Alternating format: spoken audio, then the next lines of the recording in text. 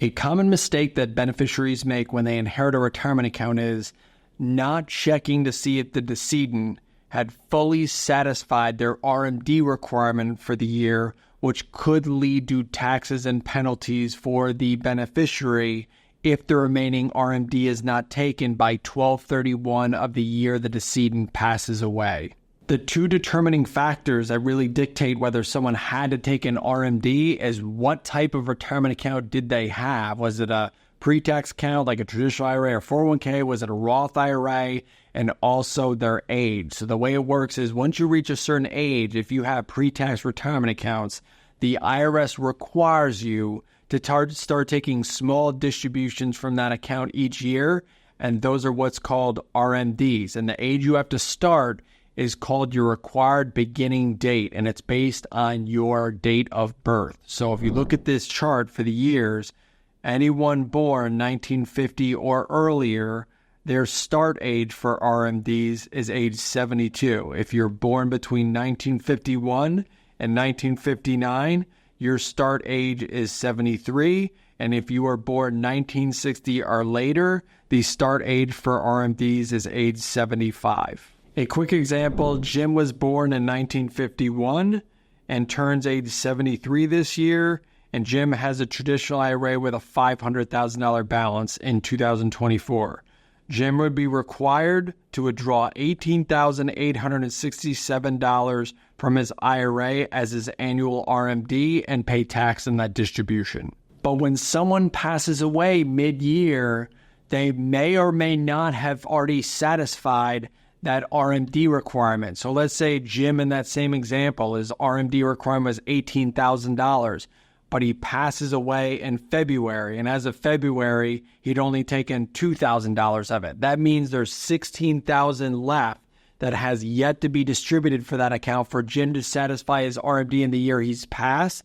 It's on the beneficiary to reconcile how much Jim has taken out, and then the beneficiary would be required to distribute the additional $16,000 to themselves and pay taxes on it before they reach 12/31 of the year that Jim passed away. If there's one single beneficiary of the entire retirement account, it's very easy. Calculate the missed RMD amount, and that single beneficiary just distributes the amount to themselves before the end of the year. If there are multiple beneficiaries of that retirement account, the rules get a little bit trickier, and the IRS just issued guidance on a number of items that we had questions on. The main question that we've had over the years is if there's multiple beneficiaries, does each beneficiary have to take an equal share of the undistributed RMD of the decedent, or is it just any mix of the beneficiaries just have to distribute that amount? So the question we're trying to answer is, if the undistributed amount is $16,000 and there's 4 beneficiaries of the IRA, is each beneficiary required to take $4,000 and pay tax on it? Or if one beneficiary wants to just take $16,000, does that satisfy it? And then the other 3 are not required to take RMDs in the year the decedent passes away.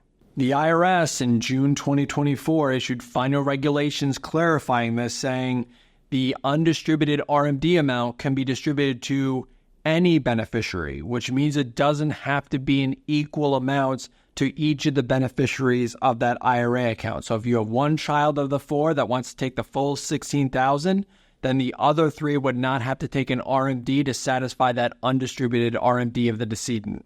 The other question they just answered is around what's called the RMD aggregation rule. So it's not uncommon for decedents to have more than one traditional IRA sitting out there. They could have a SEP IRA, traditional IRA, rollover IRA. They could have IRAs all over. And if they're required to take an RMD from each of those IRA accounts, the question became, okay, if there's an undistributed RMD amount from each of those IRA accounts, let's say it's like $30,000, are they required to take the necessary RMD amount out of each IRA, or can they take the full undistributed RMD amount out of a single IRA and leave the other IRA accounts alone? The IRS basically said it depends. It depends on whether the beneficiaries are the same on all those different IRAs, or if they're different from IRA to IRA. So the ruling was if the beneficiaries are the same and all the IRAs requiring an RMD, those beneficiaries are allowed to aggregate for purposes of the undistributed RMD amount. So they could take it all from one IRA, multiple IRAs, whatever they want to do. But as soon as one of those IRAs have different beneficiaries for another one, now the beneficiaries have to take the exact RMD out of each IRA account requiring those undistributed RMD amounts. While having the flexibility to either have one beneficiary take the full RMD or coordinating amongst multiple IRA accounts, the one issue that does come up is privacy and communication. Like, are all the kids talking with each other and sharing financial information about what they're going to do? It's not uncommon for them not to be sharing financial information. So how do you coordinate with your siblings saying, what are you going to take? What are you going to take? What are you going to take? So if you really don't know what's going on with the other beneficiary of the accounts, a lot of times beneficiaries are probably going to get defaulted to just saying, all right, I'm just going to take my share of the required undistributed RMD so I know I'm in check and I'm not going to face any penalties. And what are the penalties for not taking an RMD?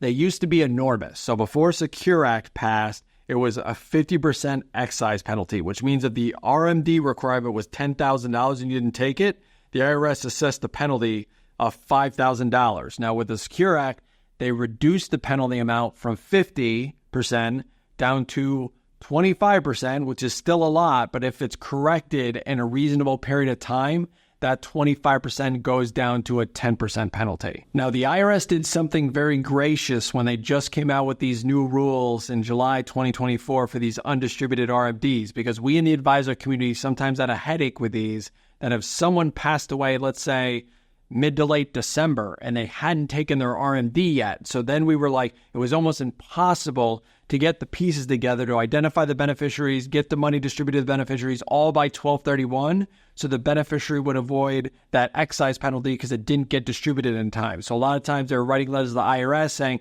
hey, he passed later in the year, we couldn't get it out in time, please waive the penalty. So the IRS was always getting all these letters trying to get these penalty waivers.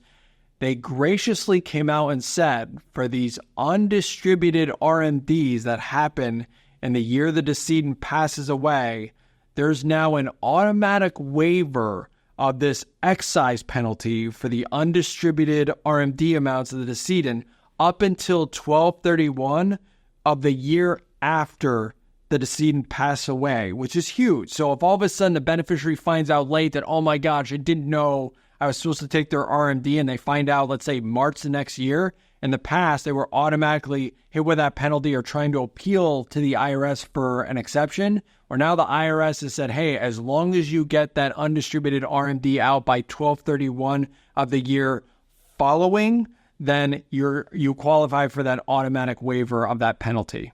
It's also important to know that not all IRAs require RMDs. If you inherit a Roth IRA for someone, Roth IRAs by nature never have an RMD start date. They don't require minimum distributions. So if you inherit a Roth IRA, you know you're safe for purposes of these undistributed RMD amounts because the RMDs don't exist. Now, the IRS just made the rules a little trickier. If you inherit a Roth 401k, you may not be granted that exception, but I'll put a link to that article below this video in case you want to read up if you fall in that scenario. I hope this information was helpful. If you have any questions, please feel free to reach out to me at greenbushfinancial.com. Thanks.